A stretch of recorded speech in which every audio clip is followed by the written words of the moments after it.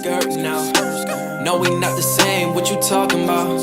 Got me all up in your mentions, must have heard around. How that sound, yeah, that sound good, tell them break it down. ISO Wendy's in your town, don't forget the dollar sign. How that sound, yeah, that sound good, tell them get in line. Hold it down, came up from the underground. How that sound, yeah, that sound good. All right, man, so I appreciate you having me out here at the riding arena. This is my first time in the actual riding arena. Yeah, buddy, you know, I'd work here every day if I could, man. Yeah, this is awesome, dude. This is really cool. Have you always had like the dream of having this? Oh yeah, man. It's been. Yeah. I mean, I knew I wanted this when I bought the farm. It's just a long time coming. We finally got it done last year. That's cool. And we got some cool footage of us building this too. Yeah, because it wasn't level ground. The wall came out really nice. Yeah, man. Yeah, it's a 6 spot. I can imagine growing up riding horses. This is probably like a kid when they dream about getting a full court basketball hoop in their backyard. It's the cowboy version of it. Yeah, man. So yeah, I just want to ask you a couple questions today. You know me, I'm kind of newer to the business, I would say, in the grand scheme of it. So how many years we've been open now? 2015, buddy. So 9 years. That's wild. I remember 9 years, man. I remember you and I went duck hunting. I think it was 2015. It had to. I mean, you had just bought the Ram. Right. So you know, it had just been opened up, and at that time, like, how many employees did you start with? Shit, it was me and I just hired one guy to begin with. Just you and one guy? Me and one guy, man. I'd pick him up in the truck in the morning. Had a truck and a dump trailer. We'd go to work, and then I would run estimates and everything after that. That's crazy. 6 days a week, dude. So working all day and then trying to run estimates and calls at night? Yeah, dude. And then, I mean, but it's all relative though, because like obviously I wasn't doing the volume that we're doing now. Right. So it would be 1 or 2 estimates, at night. And how were you marketing then? Facebook. Didn't have a website right off the bat. It was Facebook, and then doing like generation software like Home Advisor. Yeah. Angie's Leads and shit like that, where you actually pay per lead. Yeah. It's a nightmare. Like, I'm so glad we got away from it. Yeah, you were saying that it was hard to kind of pick through the ones that were actually good leads and the ones they were trying to sell you, because they pay you. You know, you got to pay per lead that comes in. Nah, that's a horrible way to do it, man. I mean, obviously, I did it for probably maybe 3 or 4 years. And then you turn it on and off when you're slow, you know. Yeah. Like, but yeah, I'll pay for some leads or whatever. But right. But I mean, it's better when you're in charge of your, like your SEO stuff. You know? Yeah, for sure. And that's probably been somewhat of a learning curve. I mean, I would think, because I would say like 2015 to now, even, it doesn't seem like that long, but there's been a mass transition into ad spend on every single platform. Yeah. Right. So I think word of mouth or flyers in a grocery store probably went a long way in more than it went now in 2015. Well, shit, dude, the internet's come a long way in 9 years, bro. I know, it's crazy. I mean, that's where all the money's at. It is crazy. So you had one guy, a dump trailer, your truck, and were you doing the same kind of work? Yeah, it was smaller type work. I mean, we would do the storm, like the environmental stuff, like stormwater ponds, and cleaning them up, and then fixing washouts and riprap and stuff like that. And that's how I got into the tree world, is I was doing that type of work. And some of these ponds were so overgrown where people were like, look, we want you to do the work, but you got to get a tree license to cut these big ass trees. Right. Because you're on the side of the road, like it's just visible. Gotcha. So I was like, all right. So with the degree, I qualified to take the test to get the license, and yeah, that's I got pretty that. cool. And now I'm a full-blown tree guy. Guy. Yeah. So when you started out and you just had that one guy and then you started looking into the trees, was it like a pretty big expansion, like jump all the way in right off the bat and hire 2 more guys and get the tree license, or how did that work? That Charles County contract was probably the one that it was enough work where I couldn't do it all, just me and another dude. Mm-hmm. So that's kind of what I hired, a full crew, like a 3-4 man crew, get them going every day, and then I got them a truck, and then I didn't have to do that every day. What year was that? Probably 17 or 18. Okay. So that's Yeah. probably a pretty scary leap to take. Like, hey, all right, I'm taking on 3 full-time guys and buying them a truck. And in order to grow my business, I have to trust that they're going to do the job without me babysitting all day so that I can go sell work. Yeah. Like, that's Oh, a yeah. big commitment all at once. Yeah, man. How'd you handle that? Just go for it? Go for it, buddy. Yeah, I mean, you know, you got to do your due diligence, Mm-hmm. hiring people and making sure that they are qualified and know what they're doing. It's hard to do these days. Yeah. To be successful in the game of owning a small business it feels like the risk you have to take, or it's constantly risk taking is what it feels like. Because me, I obviously know a lot more than most people, but people on the outside looking in are like, oh man, Gene's building this empire. He's got all this shit, like all these people working for him. It must be nice. And I'm thinking to myself, dude, this guy wakes up at 3:30 every morning because I'm getting texted 4 a.m. There's however many people to schedule for. We have how many pieces of equipment that have to be making money every day. Mhm. Like, it's insane. That's a lot, dude. It's a shit ton. Yeah, man. I mean, it never stops, dude. And I like honestly at this point where we're at, and I have a team of guys that help me and they're in charge of shit, but it's like I don't know how you get to the size of like these big, $100 million companies. It's like how do you make that leap? I guess it's probably from an influx of cash. I don't know. I'm not the one to ask that. You know what I'm saying? Yeah. It's like Yeah. to go from $500,000 a year to $1 million, then $1 million to $2 million. That's just a matter of hiring 1 or 2 crews Right. and a pickup truck. And like you can even rent the equipment. But like, how do you go from doing $2-3 million a year to $25 million a year? I would You say got to do $500,000 a week. it's got to be a big contract that kind of you end up taking that you were like, we'll figure it out when we get it. Yeah. And then you just kind of stay there, which has happened to us on a micro level where we say, I don't know if we have enough guys to do this work. Let's bid it, and when we get it, we'll figure it out. It's been a lot of figuring out. I mean, for me on my end, Right. it's like, Yeah, dude. I mean, we figure it out. Yeah. I mean, and that's the thing. You got to have guys that are willing to just figure out the job and figure out the task at hand. I mean, we don't do the same shit every day. yeah, we do constantly different things, and Right. that's part of the appealing part of me being with the company. I would say from my position is like, I'm not handicapped into just selling trees, because there's a lot of guys out there that are just selling trees or landscaping. Like, dude, I do $4 million estimates on massive jobs for us, all the way up to stone revetments, to cutting a tree at Ms. Jones's house down the street because I grew up with her. Like, I like that. I like how we're kind of that, we're not stuck in this small niche. We can do a whole lot of stuff. And but I agree with you. But the problem with that is that's what drives you nuts, dude. It's because you're doing something different every day. Like when you're doing just dirt work and you have the same operator and the same machine 5 days a week, he knows what he's doing every day. Yeah. Like when you do like 3 small jobs a week and they're different jobs with different equipment every day, that's what makes it hard. Yeah. But it's also what makes it diverse where you stay busy year round. I was gonna say, do you think you would get bored just doing one or the other though? Yeah, for sure.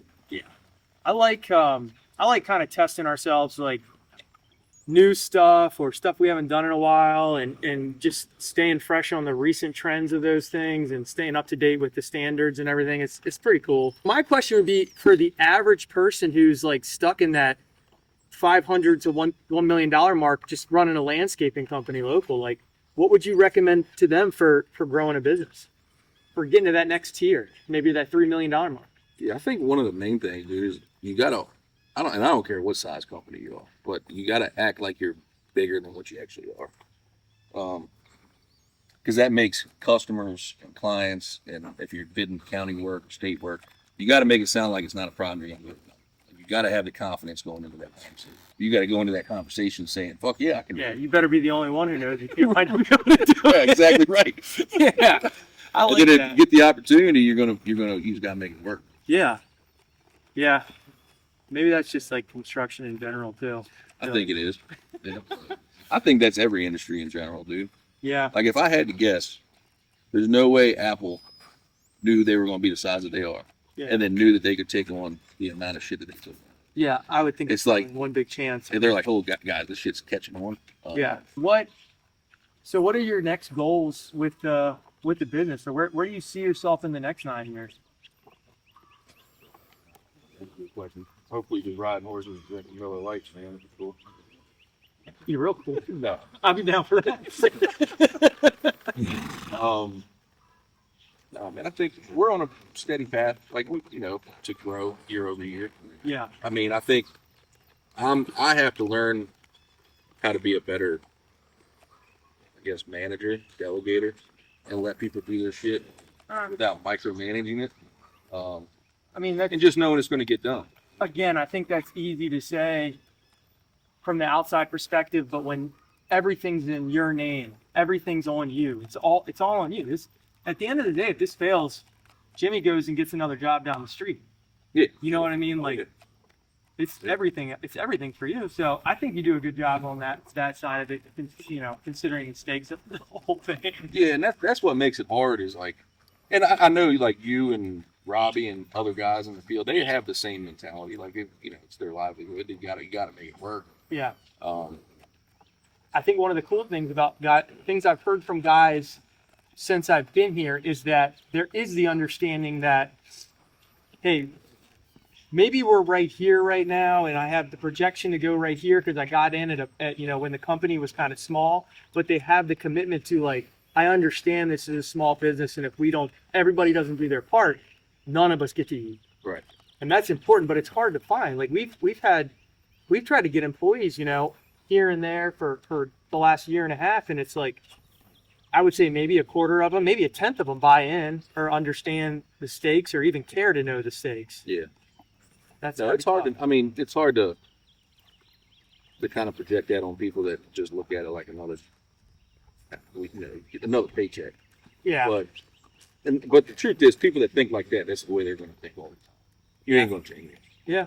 You know? I would say, what do you think the percentage rate of retention that you go through for hiring employees to when you actually find somebody that you say, hey, this could potentially be a lifetime employee of Mckenzie, or this is a guy I'm keeping around for a long time? Well, I think, I mean, you can kind of you can pick that up on people like within the first couple of weeks, man. Mm-hmm. Like if you think they're going to be worth investing training and time into, or if they're just another. No, because I mean, for our industry, I do think we have pretty good retention rates. Yeah. Like we don't go through people as fast as most people in this industry. So Yeah. I have a lot of buddies in the industry, and the way that they talk, I mean, it's weekly. oh yeah, dude. I mean, like especially with tree work, like you'll find guys that come and one, they need to work for cash. Two, they work for maybe 2 or 3 days, get some cash in their pocket, and they're gone.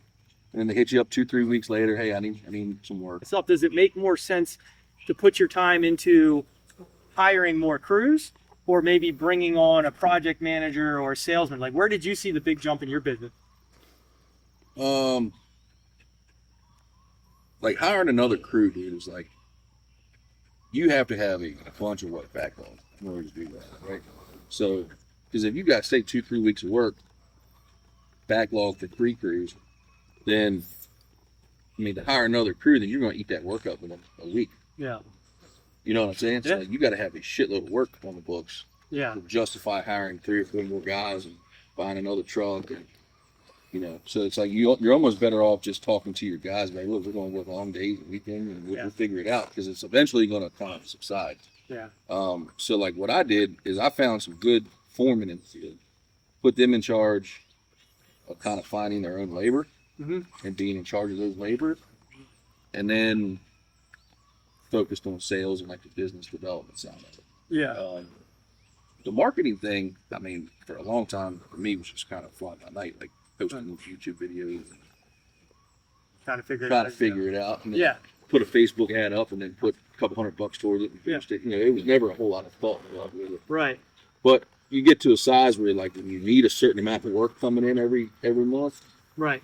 then you gotta put people like yourself in place to kind of really focus on that. Me, if I'm a small business owner and I'm kind of running 2 crews, does it make more sense from your perspective and experience to hire a project manager to oversee crews so that you can kind of make more sales and generate more business, or do you put somebody in place to try to generate more business for you? I personally like the idea of putting more responsibility on the foreman in the field and giving them an opportunity to really show themselves and like, run a job efficiently and just check in with a report every day. Because that gives them an opportunity to make more money.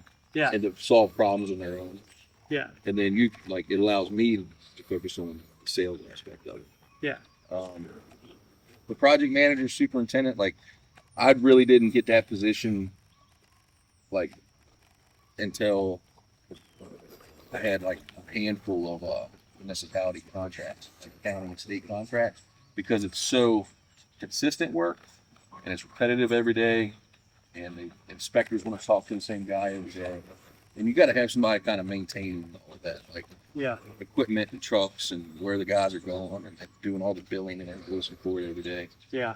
So to me, it kind of sounds like if I'm saying, hey, Jimmy wants to start a whatever kind of business, the first thing is take uncomfortable steps, act like you know what you're doing, as far as act like I can get the contract done, and then figure it out from there. Work long days, long nights, take the chance, and then expand once you have to. Yeah, man. I would say like the sales aspect of it is important. You got to have work, Yeah. and you got to have future work. I mean, it's got to be backlogged. Because you've seen both sides of it. Yeah. We get so much work, we're like freaking out about it, and then we ain't got enough work. And it's Freaking 2 weeks out later, we don't have enough work. Yeah, man. It's like you can never get comfortable with it. Yeah. I think that's probably a big part of your success too. I've already mentioned it, but like not staying. I mean, you pushed me to have goals that when they first went up on the board, I was like, man, Ain't no way. Dude. this is crazy. And then you just kind of grind and figure it out. Yeah. Like your job depends on it. Yeah. Right. Yeah. Yeah. Yeah, man. Wild, man. Probably gonna put this on the YouTube. I want small business owners to reach out to us on the comments and ask Gene questions you want to know, man. I know there's been a lot of people asking.